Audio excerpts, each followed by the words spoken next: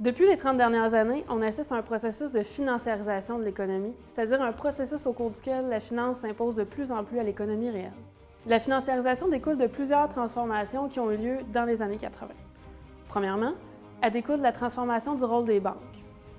Grâce à une technique qu'on appelle la titrisation, les banques sont maintenant en mesure de prendre les prêts des gens et de les transformer en produits financiers qu'elles vont par la suite vendre sur les marchés. Grâce à cette technique-là, les banques sont en fait en mesure de transférer le risque de défaut de paiement sur les marchés financiers et de toujours octroyer plus de crédit aux ménages. Deuxièmement, la financiarisation découle également de la montée en flèche des investisseurs institutionnels, c'est-à-dire les fonds de pension. Dorénavant, ça va être eux qui vont prendre le relais dans le rôle que les banques assumaient traditionnellement, c'est-à-dire que ça va être eux qui vont gérer l'épargne et qui, en la réinvestissant dans des titres financiers, des actions d'entreprise notamment, ça va être eux donc qui vont financer l'économie réelle. Dans la mesure où est-ce qu'ils ont un fort pouvoir d'achat, ils vont être en mesure d'exiger des entreprises une norme de rentabilité élevée.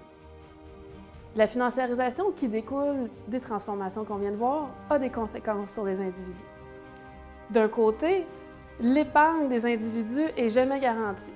Pourquoi? Parce que la rentabilité de leur épargne dépend toujours du gain que les fonds vont faire sur les marchés financiers.